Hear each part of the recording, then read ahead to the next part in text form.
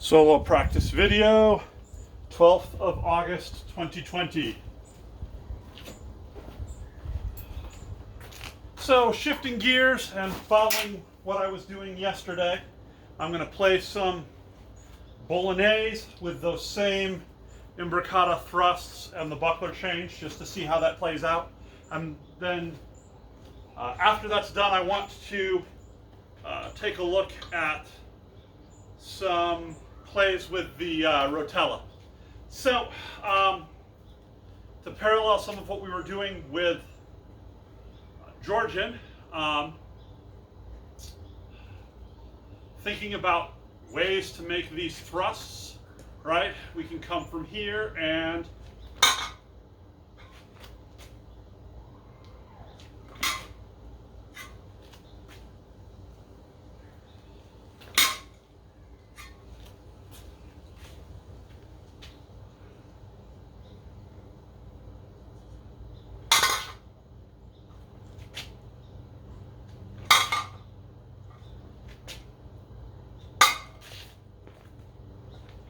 right, this all lines up as before, only instead of coming, from here,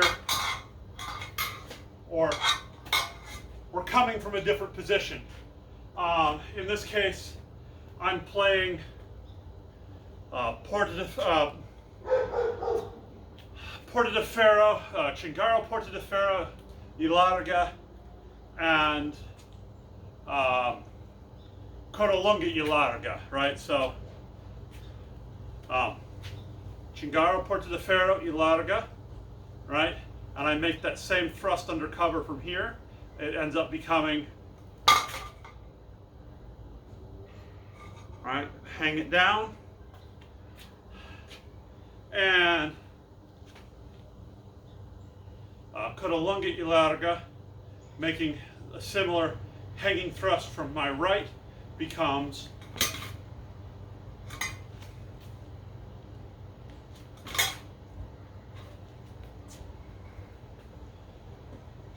all right. So now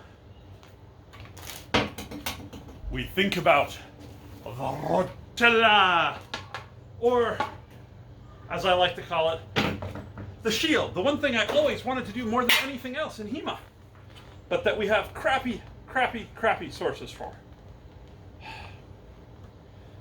And while I'm playing with this a little bit, I also want to talk or speak for a moment to motivation and staying on track with our training. It's been a long time since any of us have gotten to really fence with each other, other than maybe a few exchanges in the park or in a backyard with a friend. We haven't had class. We haven't had the ability to get together and do the things we love to do, hit each other with steel swords, and just really enjoy it. So in those situations, how do you make yourself practice? How do you overcome the inertia of the realities of COVID life and make yourself do this? And it is a struggle. I was doing really well for a while, practicing every day. Then I kind of fell off for a while. Sometimes important things get in the way and practice needs to be set aside. Somebody's not well, or happy stuff like, Richard's house. Obviously, he's not going to get the practice. He's got to deal with that. That's more important. But this is an issue of motivation, and we're going to talk tonight in class about one of my things I like about it, which is really, just to get into the swing of why we all did this in the first place. And for me, what brought me to HEMA in the first place? Well, there's two types of swords I love more than any. I love sabers, and I love shields. Rotella, kite, heater, Viking, I don't really care. I like sword and board. That's what brought me to it. So part of my motivation, right, keeping myself practicing, is going back to the thing I wanted, even if it's not the thing that I normally do, or the thing we do most often. And don't be afraid to play. Don't be afraid to repeat.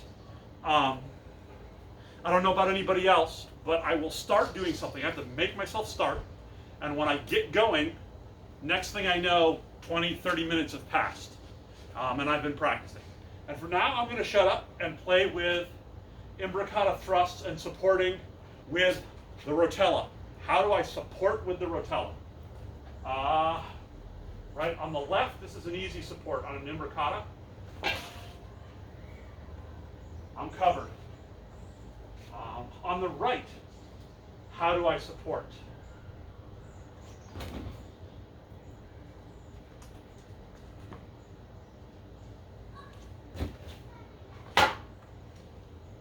With the big shield, this almost gets easier because I don't have to cross my hands.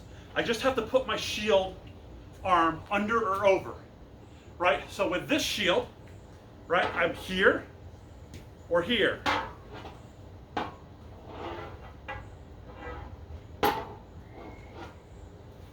I can cover. So I want a thrust hanging from the left, right? This becomes easy. Right? This is up here, this angles. I want a thrust hanging from the right. It gets a little harder.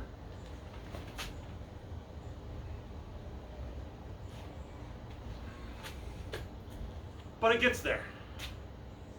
I want a thrust covering low left, right? Right, cover low.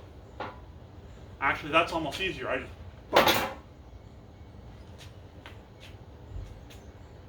Low right is harder, right?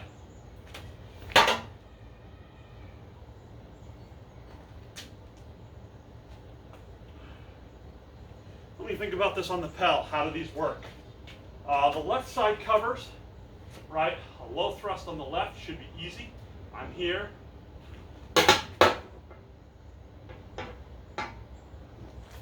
Here.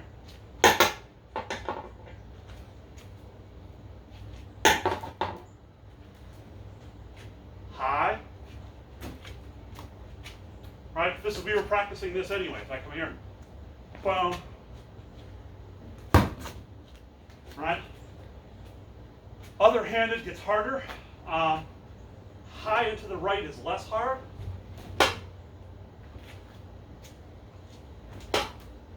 How do I follow up from here? Right? If I've done this, what's my follow-up? Clear. Right?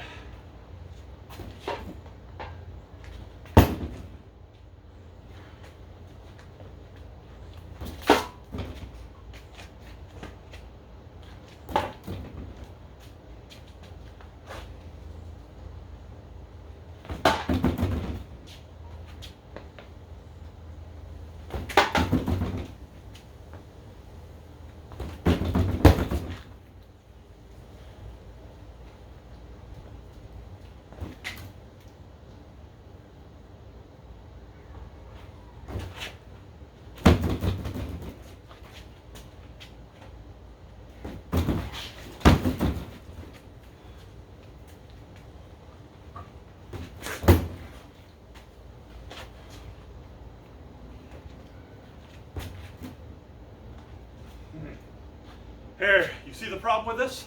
Watch what's exposed. My right shoulder. Don't like that. How do I cover that?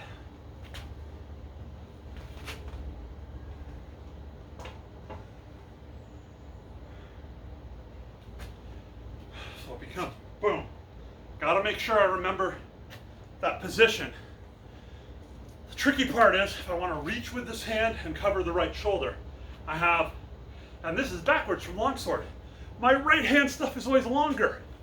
Here, if I want to cover to the right, it's shorter because I have to reach across with the buckler. If I want to cover to the left, it's longer because it's there. Important, important, important, important. There's a key piece, right? With longsword, right?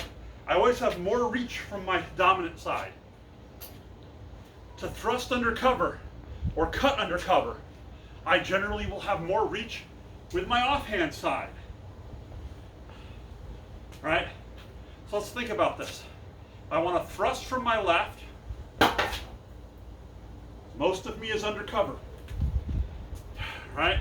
Let's look at this structure. If I want to thrust from my left.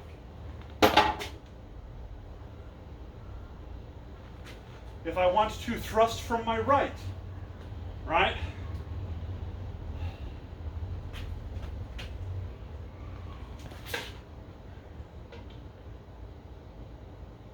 I'm not getting as high. That's for one, right?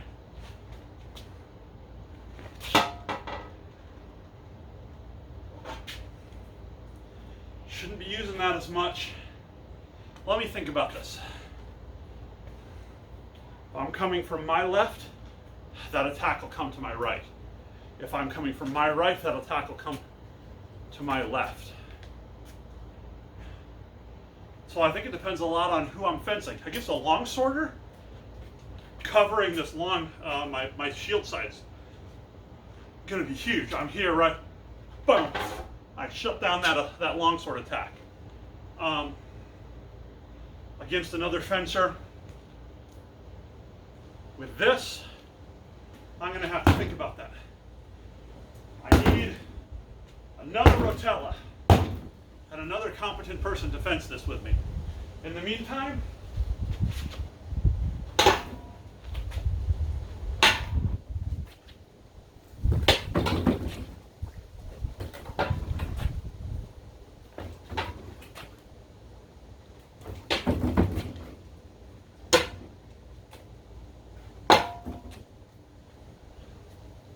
right, what have I got? I'm here.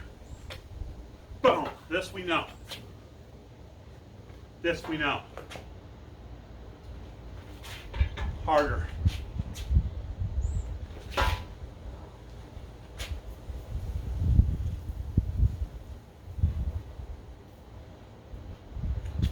hard part is this one down here. I guess I come.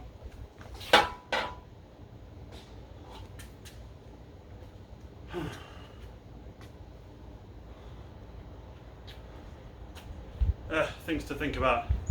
Alright, well, sword talk tonight, so I don't have a whole lot of time, and I got a lot more stuff to get done. Alright, thanks y'all for bearing with me. Talk to you sooner.